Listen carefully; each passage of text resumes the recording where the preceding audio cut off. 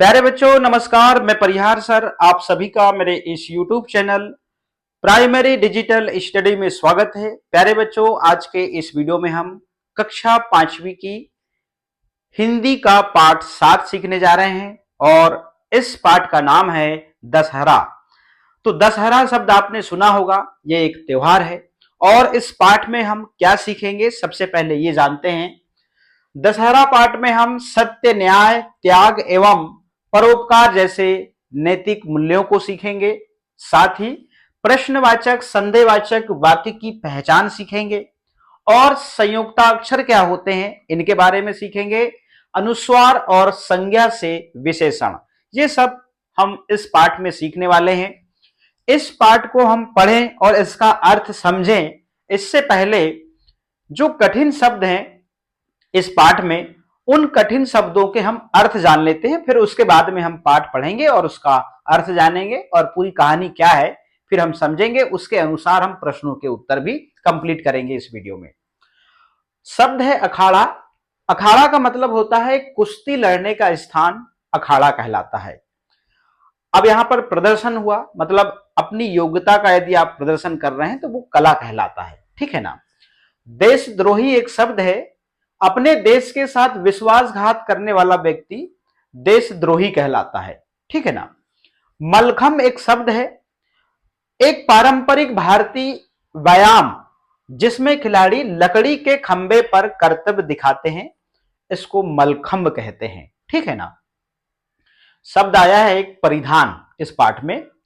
परिधान का मतलब होता है वस्त्र या कपड़े। फिर है धूमधाम, बहुत धूम धड़ाका, मतलब जो खुशी का पल होता है, जिस समय खुशियां मनाई जाती हैं धूमधाम से, तो वो बहुत धूम धड़ाका, वो उस शब्द के लिए धूमधाम यूज किया जाता है। गरबा नृत्य, गुजरात का पारंपरिक नृत्य जो नवरात्रि में किया जाता है, यहां पर पाठ के अनुसार यहां बताया गया है, तो उसको गरबा नृत्य कहते हैं, ठीक है ना।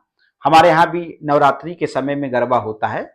तो जो पाठ में जहां पर गुजरात की चर्चा की गई है, तो वहां पे जो पारंपरिक नृत्य जो फेमस है नवरात्रि में, उसे हम गरबा नृत्य कहते हैं, ठीक है ना। संकल्प का मतलब होता है दृढ़ विश्वास या फिर ठान लेना। दहन का मतलब होता है जलाना और पाठ का नाम ही है दशहरा। तो दशहरा शब्द का अर्थ है बुराई पर अच्छाई की जीत का पर्व है ये दशहरा। रावण दहन का त्योहार है ये दशहरा, ठीक है ना। अब मनोरम का मतलब होता है सुंदर या फिर देखने में अच्छा लगने वाला, मनोरम इसका अर्थ ये होता है। ज्येष्ठ मतलब एक हिंदू पंचांग के अनुसार गर्मियों का एक महीना है जिसमें बहुत ज्यादा गर्मी रहती है, तो ज्येष्ठ का महीना। प्रतिरूप, किसी चीज का समान रूप या फिर झलक, किसी चीज का समान रूप या फिर उसकी झलक उसमें दिखे, वो प्रतिरूप कहलाता है।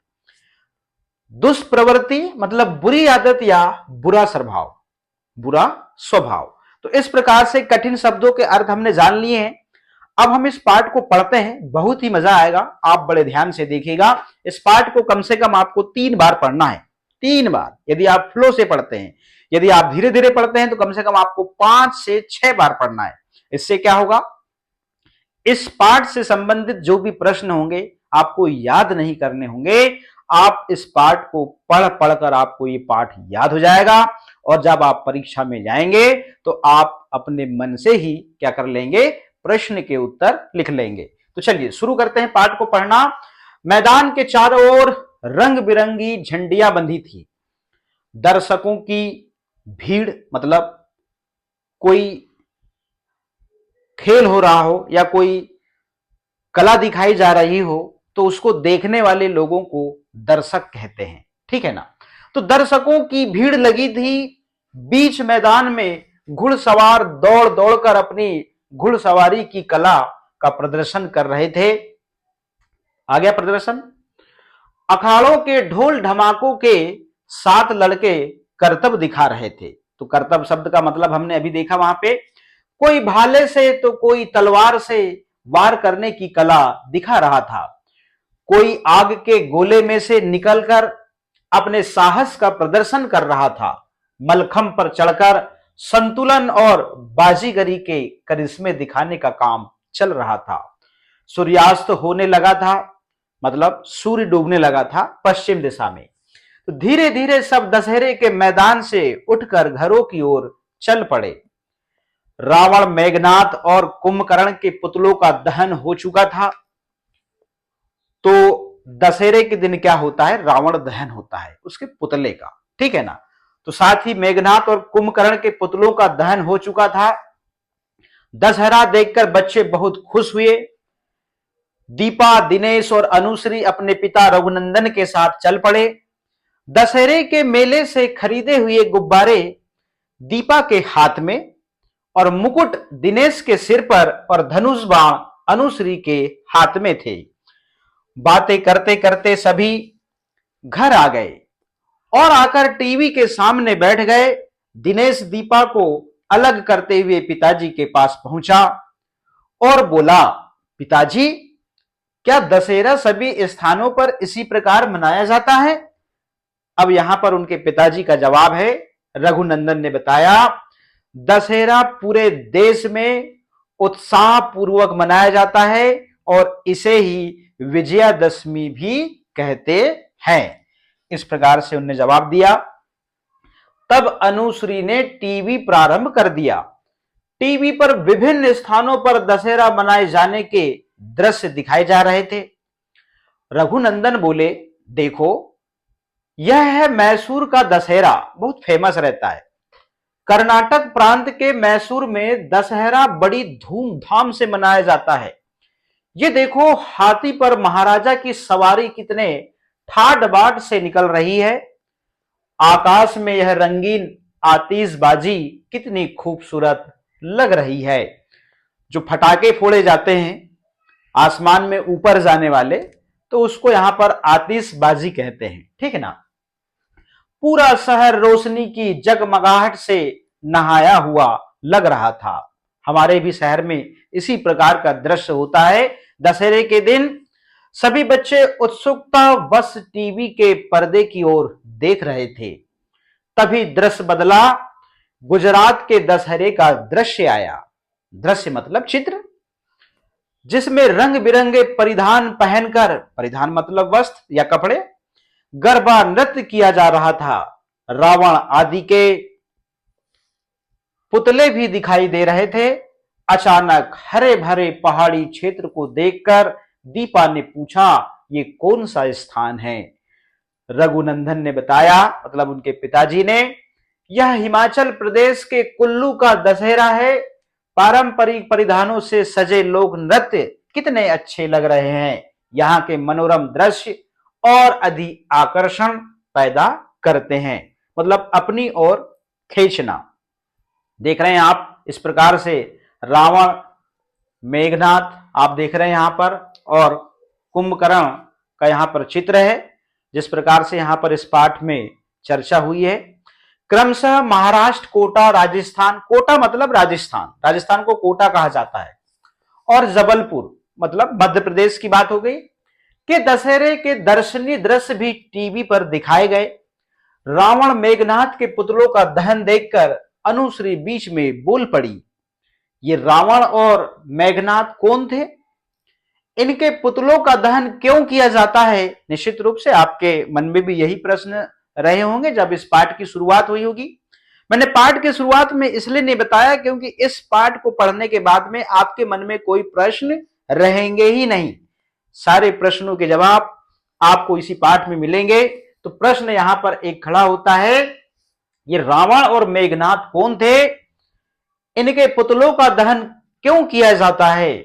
रघुनंदन ने कहा, इन्हीं से जुड़ी दशहरा मनाए जाने की कथा है, सुनो।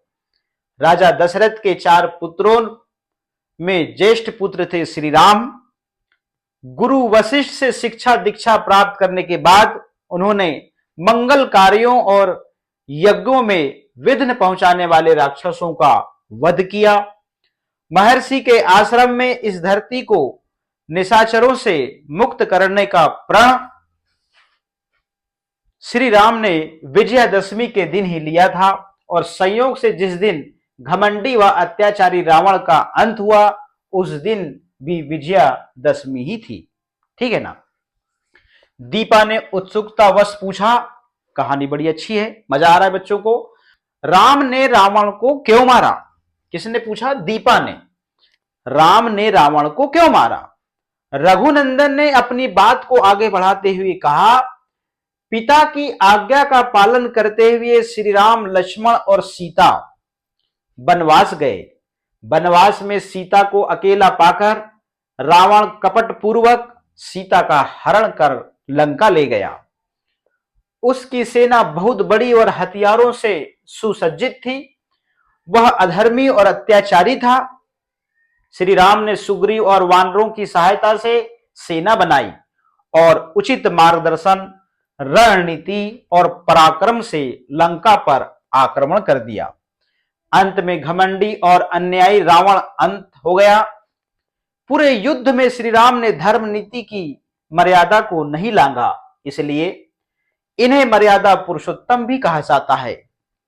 युद्ध के बाद श्री राम सीता को वापस ले आए। इस युद्ध में रावण का भाई कुंभकर्ण और पुत्र मेघनाद भी रावण का साथ देने के कारण मारे गए। आज भी हर वर्ष दशहरे पर इनके पुतले जलाए जाते हैं ताकि लोग अत्याचार और अधर्म के रास्ते पर चलने से डरे। बहुत पहले इन राक्षसों के प्रतिरूप मिट्टी से बनाए जाते थे, फिर उन पर प्रहार कर नष्ट किया जाता था। अनुश्री ने पूछा, विजयादशमी पर शक्ति की पूजा क्यों की जाती है? सुनिएगा। रावण ने कहा, इसी पुण्यतिथि पर मां भगवती ने महिषासुर के आसुरी आतंक को समाप्त कर उसे नष्ट कर दिया था।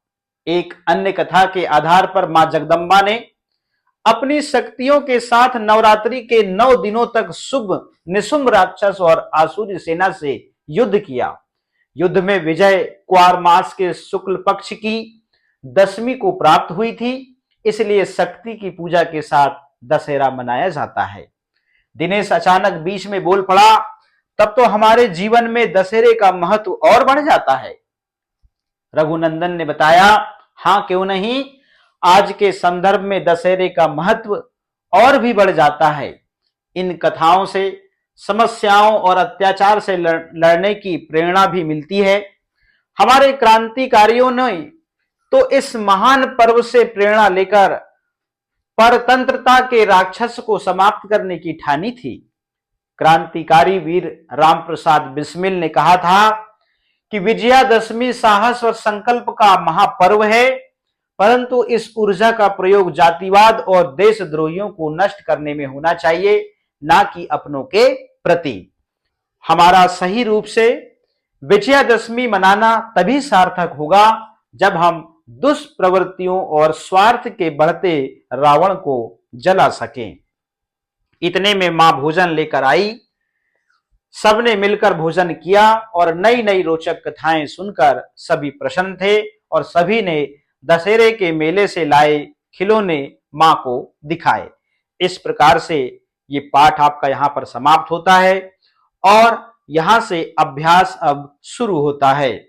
तो प्रश्न क्रमांक 1, प्रश्न क्रमांक 2 और प्रश्न क्रमांक 3 हमने इस प्रकार से तैयार किए हैं। प्रश्न क्रमांक 1 में जो शब्दार्थ लिखे हुए थे उन शब्दार्थ को मैंने सबसे पहले पाठ के पहले बताया, ताकि जो कठिन शब्द है उनका अर्थ पता हो, तो हमें पाठ में यदि वो कठिन शब्द आएगा तो उसका अर्थ हम समझ जाएंगे। तो प्रश्न क्रमांक 1 आपका यहाँ पे कंप्लीट होता है। अब प्रश्न क्रमांक 2 में क नंबर का प्रश्न है, दशहरे का मेला देखने कौन कौन गए?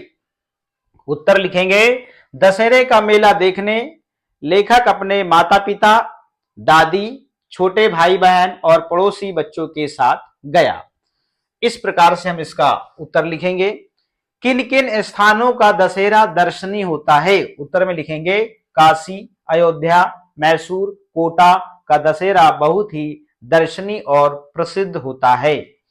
प्रश्न क्रमांक है, श्री राम को मर्यादा पुरुषोत्तम क्यों कहा जाता है या क्यों कहते हैं? उत्तर लिखेंगे, श्री राम को मर्यादा पुरुषोत्तम इसलिए कहा जाता है क्योंकि उन्होंने जीवन भर धर्म और मर्यादा का पालन किया। उन्होंने एक आदर्श पुत्र और आदर्श भाई, आदर्श पति और आदर्श राजा की भूमिका निभाई? प्रश्न क्रमांक घ, विजयादशमी क्यों मनाई जाती है? उत्तर लिखेंगे, विजयादशमी बुराई पर अच्छाई की जीत के प्रतीक के रूप में मनाई जाती है। इस दिन भगवान श्री राम ने रावण का वध किया था और माता सीता को रावण की कैद से मुक्त कराया था। अंग है, मां जगदम्बे ने किन किन राक्षसों का वध किया? मां जगदम्बे ने महिषासुर, शुंभ निशुंभ, रक्तबीज जैसे अनेक शक्तिशाली राक्षसों का वध किया। प्रश्न क्रमांक च, मैसूर के दशहरों का वर्णन अपने शब्दों में लिखिए। उत्तर है, मैसूर का दशहरा बहुत भव्य और आकर्षक होता है। वहां झांकियां सजाई जाती हैं, हाथियों की सवारी निकाली जाती है और रात में किले को हजारों दीपों से सजाया जाता है। पूरा शहर रोशनी और उत्सव के रंगों से भर जाता है। 6 नंबर का प्रश्न है, क्रांतिकारी रामप्रसाद बिस्मिल ने दशहरे के महत्व के बारे में क्या कहा था?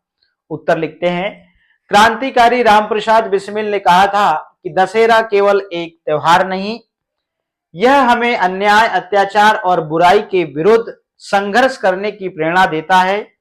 यह हमें सत्य और धर्म के मार्ग पर चलने की सीख देता है। इस प्रकार से पूरे प्रश्नों के उत्तर यहां पर कंप्लीट हैं। अब प्रश्न क्रमांक 3 है, ये रिक्त स्थान है जहां पर कलर से लिखा हुआ है, मतलब वो शब्द वहां पे नहीं था, ये शब्द आपको लिखना है। दशहरे को ही खाली स्थान भी कहते हैं, दशहरे को विजयादशमी कहते हैं, ठीक है ना। गुजरात में रंग बिरंगी परिधान पहनकर खालिस्तान नृत्य होता है, गरबा, ठीक है ना। अब गरबा शब्द लिखेंगे यहां पे। अगला है, मां भगवती ने खालिस्तान नामक असुर का वध किया, तो यहां पर लिखेंगे आप महिषासुर। अब घ है, रावण के पुत्र का नाम खालिस्तान था, मेघनाथ था। सीता का हरण लंका के राजा रावण ने किया था, तो यहां पर आप लंका शब्द लिखेंगे।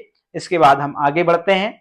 अब भाषा अध्ययन का प्रश्न क्रमांक 1, नीचे दिए गए शब्दों की वर्तनी शुद्ध लिखिए। तो शब्द जो है वो अशुद्ध हैं, आपको यहां पे शुद्ध लिखना है। यहां उत्सुकता लिखा है तो उत्सुकता होता है, ठीक है ना। यहां रावण लिखा है तो रावण होता है। यहां पहाड़ी लिखा है, पहाड़ी तो पहाड़ी होता है। दशहरा जबकि दशहरा होता है। क्षेत्र तो क्षेत्र ऐसे लिखते हैं। कर्नाटक को शुद्ध ऐसे कर्नाटक लिखेंगे। उसके बाद में प्रश्न क्रमांक 2, निम्नलिखित शब्दों में से जो शब्द संयुक्ताक्षर से नहीं बना उसे अलग करिए। अब देखिएगा, अब संयुक्ता अक्षर का मतलब यह होता है, ध्यान दीजिएगा, ऐसा शब्द जिसमें अर्ध व्यंजन हो, जिसमें स्वर ना हो, जिसमें स्वर ना हो और वो पूरे व्यंजन वर्ण के साथ मिला हो। जैसे देखिएगा, हम बात करें यहां पे उत्साह लिखा है, उत्साह में आधा त है और स है, इसका मतलब ये संयुक्ताक्षर है। हां, क्षेत्र में आप देख रहे हैं यहां पर जो क्षेत्र है, क्षेत्र जो शब्द है ये 2 व्यंजन वर्णों से मिलकर बनता है। कौन कौन से? आप देखिएगा, अर्ध व्यंजन क और यहां पर स व्यंजन से। तो इस प्रकार से यहां पर इससे मिलकर छ बनता है। तो यहां पर संयुक्ता अक्षर जो है वो छ भी है। प्रारंभ में देखिए अर्ध व्यंजन म है और भ आप यहां पर व्यंजन देख रहे हैं, तो ये जो है संयुक्ताक्षर है। परिधान जो शब्द है ये संयुक्ताक्षर नहीं है। तो जो संयुक्ताक्षर नहीं है उन पर हमको गोला लगाना है। इस प्रकार से पहाड़ी जो शब्द है वो संयुक्ताक्षर नहीं है, परिधान जो शब्द है ये संयुक्ताक्षर नहीं है, क्योंकि संयुक्ताक्षर में होता क्या है कि अर्ध व्यंजन जरूर होता है। देखिएगा, वैसे आपने देखा होगा छ त्र भी जो है ये संयुक्ताक्षर है, यहां पे अर्ध व्यंजन त होता है और यहां पर पूर्ण व्यंजन र होता है। ग में भी आप देखेंगे, ग में ग और य, तो इसमें अर्ध व्यंजन जो होता है वो ग होता है। इसके बाद हम बात करें स्र की, किसकी? स्र की, तो इसमें अर्ध व्यंजन जो होता है स होता है और यहां पर र होता है, पूर्ण व्यंजन। तो इस प्रकार से अर्ध व्यंजन और एक पूर्ण व्यंजन मिलकर यहां पर ये अक्षर बन रहे हैं। ये चारों संयुक्त अक्षर की श्रेणी में आते हैं। इनके अलावा जिसमें जैसे क्षेत्र शब्द में यहां पर 6 यूज किया गया है।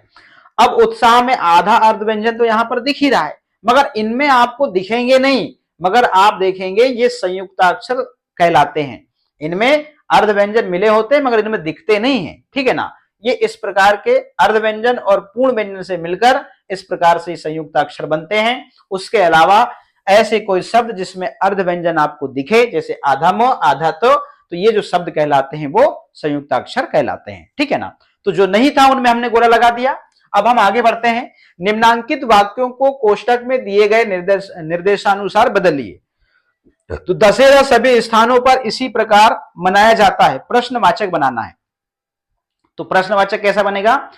क्या दशहरा सभी स्थानों पर इसी प्रकार मनाया जाता है, और क्वेश्चन मार्क लग जाएगा, ठीक है ना। अब रावण अधर्मी और अत्याचारी राजा था, तो संदेहवाचक बनाना है। तो संदेह में क्या होगा? क्या रावण अधर्मी और अत्याचारी राजा था? ऐसे तो संदेहवाचक यहां पर वाक्य बन जाएगा, प्रश्न चिन्ह लग जाता है इसमें भी। तो अब हम प्रश्न क्रमांक 4 पे चलते हैं। प्रश्न क्रमांक 4 क्या कहता है? नीचे दिए गए शब्दों में से अनुस्वार वाले शब्द छांटकर अलग अलग कीजिए। अब अनुस्वार ध्यान रहे तो ये नासिका से इनका उच्चारण होता है, नाक से होता है। और जो अंग है, आपने बचपन में पढ़ा होगा जब कक्षी सॉरी अंग से अंगूर, और जब आप पहली में आए होंगे तो आपको यहां पर अंग से अंगूर सिखाया गया होगा। और जो अंग की मात्रा होती है इसी को अनुस्वार कहते हैं, इसी को अनुस्वार कहते हैं। और इसका उच्चारण जो होता है वो नाक से होता है, जैसे आतंक, लंका, संयोग। तो इस प्रकार से आप देख रहे हैं नीचे दिए गए शब्दों में से अनुस्वार वाले शब्द छांटकर अलग कीजिए। तो आप देख रहे हैं संयोग में स के ऊपर अनुस्वार है, आतंक शब्द में आप देख रहे हैं त के ऊपर अनुस्वार है, और लंका शब्द में आप दिख रहे हैं यहां पर अनुस्वार है, और ये अनुनासिक है, जिसको हम चंद्र बिंदु कहते हैं, ठीक है ना। अब इस प्रकार से हमने प्रश्न क्रमांक 4 को कंप्लीट कर लिया। आइए शब्दों के अर्थ की सहज जानकारी के लिए शब्दों की पहचान करना आवश्यक है। छात्रों में प्रारंभ से ही ऐसी क्षमता का विकास आवश्यक हो जाता है। इस दृष्टि से इस पाठ में अभ्यास के लिए कुछ उदाहरण दिए जा रहे हैं ताकि अंतर की जानकारी हो सके। चलिए अब हम बात करते हैं यहां पर संज्ञा शब्द में। आप देखेंगे यहां पर ई प्रत्यय यदि लगाते हैं तो विशेषण शब्द बन जाता है, ठीक है ना। अब यहां पे ई प्रत्यय है, और प्रत्यय जो होते हैं वो शब्द के अंत में लगते हैं, और उपसर्ग जो होते हैं वो शब्द के शुरुआत में लगते हैं। ध्यान रखिएगा, इसको नोट कर लीजिए अपने माइंड में, हमेशा के लिए फिक्स कर लीजिए। प्रत्यय शब्द के अंत में और उपसर्ग जो है वो शब्द के पहले लगते हैं। अब देखिएगा, अब यहां पर ई प्रत्यय है। अब संज्ञा शब्द में आप देख रहे हैं गुण है, तो गुण में हमको ई प्रत्यय लगाना है, तो ये गुड़ी हो जाएगा। लोभ में ई प्रत्यय लगाएंगे तो ई मात्रा लग जाएगी, इस प्रकार से। तो लोभ में ई लगाएंगे तो यहां पर लोभी हो जाएगा। अब ई में आप देखिएगा ई प्रत्यय है, अब यहां पर संज्ञा शब्द दिए हैं तो भारत में ई लगाना है, तो ये भारतीय हो गया। अब आपको ऐसा लग रहा होगा, एक चीज आपके मन में शायद ये चीज हो सकती है कि ऐसा तो लिखेंगे नहीं। देखिएगा, अब इसको हम यहां पर गुण और ई ऐसा तो नहीं लिख सकते, ठीक है ना। अब आपको पता है ई स्वर की मात्रा ऐसे होती है, तो गुण शब्द में ळ में ई की मात्रा लग जाएगी तो क्या होगा? गुड़ी हो जाएगा, ठीक है ना। तो इसी प्रकार से यहां पर स्वर जो है ई है, ये प्रत्यय है और शब्द में लग रहा है, आप देख रहे हैं, तो वो मात्रा के रूप में लग रहा है। यदि कोई स्वर है, यदि शब्द में लगता है तो वो मात्रा के रूप में लग जाता है। अब यहां पर ई है तो यहां पर भारतीय हो गया, ठीक है ना। राष्ट्रीय यहां पर संज्ञा शब्द हो गया और ये विशेषण हो गया, राष्ट्रीय। एक प्रत्यय लगाकर अब वर्ष, यहां पर देखिएगा वर्ष है तो यहां पर ये क्या हो गया? वार्षिक हो गया, ठीक है ना। अब यहां पे नगर तो ये हो गया नागरिक हो गया। अब एक प्रत्यय लगाना है तो इस प्रकार से हमने लगाया। अब कुछ अन्य प्रत्यय लगाकर, जैसे कृपा तो यहां पर कु और छ, तो यहां पर देखिएगा कु और छ अन प्रत्यय लगाकर शब्द बनाना है। तो कृपालु, अब बुद्धि, मान हो गया, इच्छा, इच्छुक, अनुभव, अनुभवी, इस प्रकार से यहां पर प्रत्यय लग रहे हैं शब्दों में। तो यहां पर उसके अलावा भी लग रहे हैं जो यहां पर दिया गया था, ठीक है ना। अब हम आगे बढ़ते हैं। निम्नलिखित संज्ञा शब्दों से विशेषण बनाइए। तो अभी हमने बनाया, घमंड का घमंडी हो गया, भार का भारी हो गया, अत्याचार का अत्याचारी हुआ, गुलाब का गुलाबी हुआ, अन्याय का अन्यायी हुआ, धन का धनी हुआ, बनारस का, आप देखें बनारसी होना चाहिए यहां पे, विदेश का विदेशी हुआ। तो यहां पर आप ई की मात्रा लगा देंगे इस प्रकार से, ठीक है ना, ई बनारसी हो जाएगा। तो इस प्रकार से हमने इस पाठ में जो जो हमने पहले बोला था कि इस पाठ में हम क्या क्या सीखने वाले हैं, तो सभी चैप्टरों को हमने कवर कर लिया है। तो प्यारे बच्चों, आज के इस वीडियो में इतना ही। फिर मिलेंगे हम नए वीडियो में नए पाठ के साथ में। आप सभी का बहुत बहुत धन्यवाद।